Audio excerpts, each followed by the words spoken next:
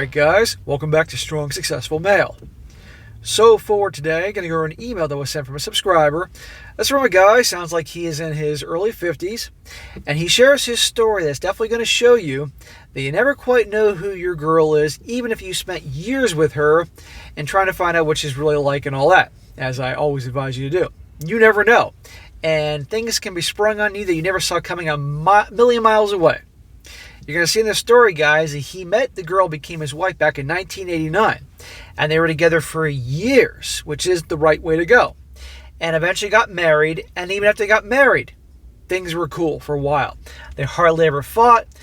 She looks like it sounded like she really took care of herself. Money wasn't a problem, all that. And then one day, all of a sudden her behavior started to change dramatically, which led to a downward spiral in things, which led to a big revelation that he never saw coming, ever. And so I'm doing this one, guys, particularly for you relationship guys out there, that make it clear, while yes, you need to do everything you can, take your time with your girl. If marriage is your ultimate end goal, because a lot of you guys, because of your culture or your religion, you want to go down that path, even though you know full well the deck is stacked against you in terms of marriage is actually working nowadays, and if they don't work out, you're going to get raked over the coals and divorced. But that being said, if you go through this anyway, you must take your time to really get to know her, and I mean years. But even then, you never know, and something could be sprung upon you, something you ever saw coming a million miles away. Gotta be careful. Also, the importance, once again, as I say, to pay attention to red flags. That even if it doesn't seem like there's any red flags out there, you got to pay attention to them anyway. And also, I might add that a lot of these stories I do, these guys always say the same thing, that our relationship was so great and we never fought. Well, newsflash, for those of you who do relationships, women like drama. And if there's a relationship where there's zero fighting, zero commotion or anything like that at all, zero drama, something's up, because they're getting that someplace else. Okay? I've had many relationships in my life, and good ones, and even the best ones. Believe me, she and I would butt heads from time to time because I wouldn't take her crap. And it was a good thing. It got things out and all that, and women need to see you're not going to take their crap. You're not going to be a jerk about it, but you're going to check her on BS and all that. And when there isn't anything like that going on, it almost always leads to some problems. But anyhow, I will let you guys find out more in real time as I go through this guy's story. So it starts off, he says, hello SSM. I've been watching your videos for a bit. I don't think I've seen them all, but I have to say, I've yet to see one concerning this particular topic. Before I start this, I would like to say a couple things. I am a male traveling RN, and I confirm what has been said regarding the female RNs. Also, I had two brother-in-laws that both have situations that would make very good videos. Absolutely disgusting what their wives did to them. Effing men over must be in the family for these girls. Well, yes, tell your brothers to send their stories. I'd like to hear them. Their stories will help out other guys. And by the way, yet another male RN confirming what the stories go about the female RNs. I'm not really sure my situation is video worthy, but I will use different names to make it easier for you to do. Just if you choose to read it, here goes. I grew up in a small town in the Midwest. My wife, Veronica, spent the summers with her father in the same town that went back to live with her mom the rest of the year. The small town, so I knew her, but we did not run around together. In the summer of 1989, we started dating. I was 19 years old and Veronica was 18. She is tall, long brown hair, with a good body from playing sports in high school. She mostly dressed modestly, but would frequently wear mini skirts as she knew I liked how her legs looked in them. Okay. Sounds like a little hottie, but didn't sound like she was super high maintenance. Nice combination.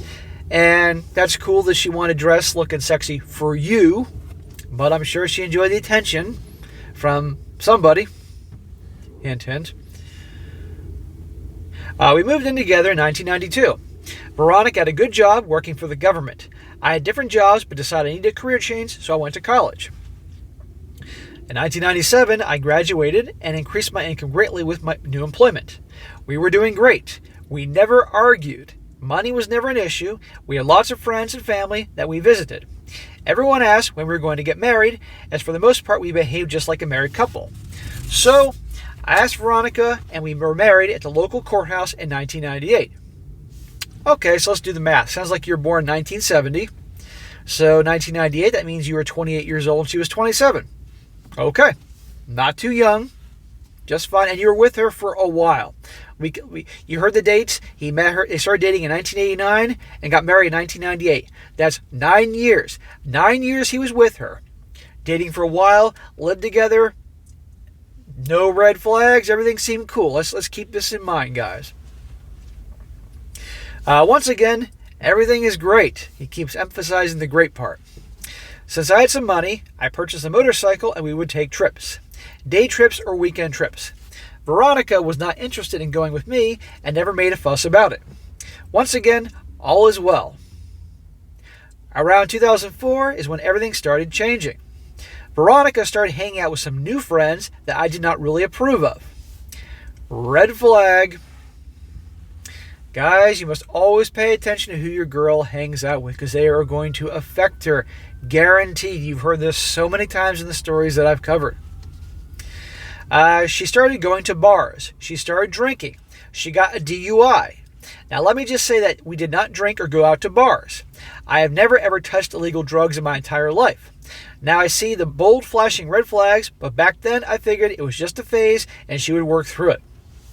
Yeah, he knows this now, but looking back then, he thought, hey, I've been with this girl for 9 years, and then we were married another 6 years before she started this shit, so he's 15 years. Everything was good. And then, boom. Big shift, just like this. Now, what he should have done is that immediately she started behaving differently, going to the bars and drinking a lot, and especially the DUI. He absolutely should have said, this is not what I married. This is not us. This shit's going to stop, or there's going to be some consequences. You can choose to do this, and I can choose to divorce you. Because, guys, if you're with somebody that long, and all of a sudden they have abrupt changes like that, that's not what you signed up for, okay? And again, her friends. And if she truly loved the guy and he was her number one, then she would have made a change. Let's see here.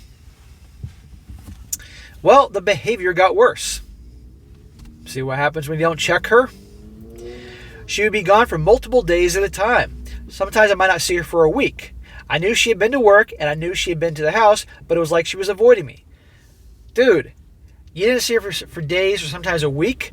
Why, in God's name, did you not call her on this? I mean, you did say that everything was so great between you, and I'm assuming before all that you were hooking up regularly, so you're not getting any for a week and you don't know where she is and who she's with. I mean, that never should have happened.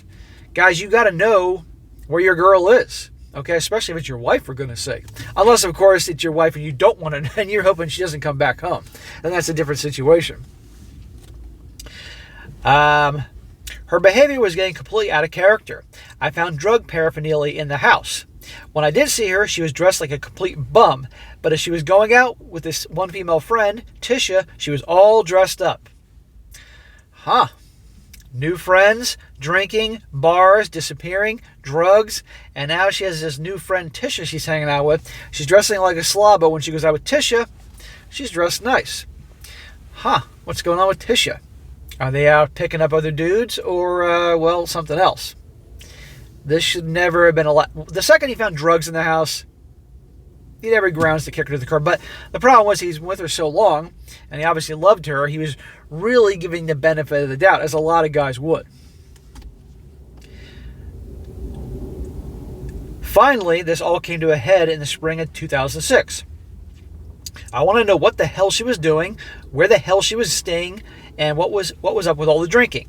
Why was she going out to bars, and what was up with this Tisha? That is when she told me something I absolutely positively never have guessed. She told me that she is a lesbian and has been one her entire life. Shit. All these years you guys are together and dating and married, and now she's coming out. Then some things will start to make sense. There's certainly no fix for that issue. I just knew that obviously we had to get divorced. I moved out as quickly as possible. Bro, there's nothing you could have done about that. Because at the end of the day, if she was gay, she was gay. That's it. And let's, again, remember, we're listening to this video in 2022.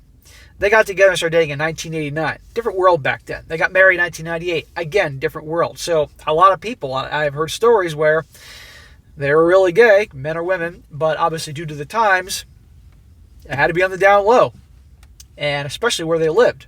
And so they got married, and then eventually it ended up not working out because of who they were. But this was not your fault. But the point is, all those years together, you didn't know. And lots of red flags, but the different red flags. Not a red flag that she was obviously not straight. But definitely don't think this was your fault, man. I moved out as quickly as possible. In the meantime, she went totally hardcore. Cut her hair, piercings, started smoking. There's some stereotypes. The drugs and drinking got worse. She ended up losing a very good paying government job. She moved a couple states away. One of her girlfriends OD'd and died. As you can imagine, this was a gut punch to a guy. This is not your problem anymore. You were a good husband to her and all that, but she chose that path. And by the way, just because she came out and pursued, and obviously was pursuing women, didn't mean that she had to get deep, heavy into drinking and drugs and become such a train wreck that she lost her job. Okay? Probably she was having a crisis. There's not an excuse, but a crisis, and just lost all control. But as a grown-ass adult, that's on her, not on you. After I moved out, all I did was ride my bicycle, lifted weights, and consumed 300 grams of protein a day. Jesus, dude. I got in incredible shape. 5'11", 265 pounds, 32-inch waist with visible abs and obliques. Holy fucking shit, dude. That's like pro bodybuilder. I'm 5'10", 180 during my lean times, 185 on my more massive times. So I can imagine 5'11", 265 with a 32-inch waist. I got a 32-inch waist on my 180, 185 pound frame. So, good Lord. Where the hell did you buy clothes? You must have had a tailor. Says, I guess I need to prove something to myself, so I had a lot of one-night stands and week or 2-week relationships. I found out later that where she worked had a large number of gay dudes working there. Apparently she confided in them. They trash-talked the white hetero men, such as myself, and convinced her to come out after all those years together. I'm doing fine now and have not seen her since 2008. And I'd be like, hey, wish you the best, but you could have told me all those years ago. I mean, that's honestly what she should have done. But again, I'm going to look back at the times, and I don't know, and she's at Midwest. So I'm sure that was even more difficult being there. I'm trying to be fair here, But this was nowadays, and it'd be no right to all those years keep it quiet. He says, now SSM, I left a few things out. Already there is enough detail that if a person knows us, they could easily figure out who I am. I will say I never thought for 1 second she was cheating with a guy. I asked around. I knew people that ran the same circles as her. I even checked out a bar once or twice. Nope, she was just hanging out with friends and drinking. Well, obviously her friend Tisha was her lover. It says here, even looking back, I never saw that one coming, even with the following events. One evening, I was headed to bed as I had to work the next day. This is in the past when they're still married. Tisha was already a little drunk. She told me that she and Veronica were coming up in a bit to F me. Yeah, okay, whatever. I'm going to bed. 15 minutes later, they came into my bedroom, took off their clothes, and we had a three-way. They never did anything to each other. No touching, no kissing, nothing. I just went back and forth having you-know-what with them. They did pass a toy back and forth to whomever was not being effed. This happened twice. Not sure what that was all about. Okay, at least you got some three-ways out of this whole thing. A little severance for what happened there. Who knows? Maybe that was her way of working herself into it. Like, okay, I get to be naked with a girl, but my husband's there, and I get to look at her, and who knows what was going on. But at least you got some three-way action there if that's what you enjoyed. I know this is a lot. I'm not sure if you heard anything like this before. Email me back if you have any questions. So there you go, guys. Quick, interesting story, because I know you guys like, aside from articles and things to learn from, you also like entertaining, interesting, unique stories. Well, there you go. So you never quite know. So for you relationship guys, still continue on by Pay attention to red flags. Check your girl on BS. All that. Pay attention to who her friends are.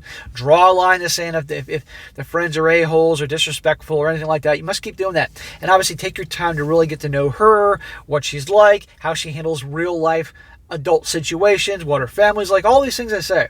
But even then, you never know.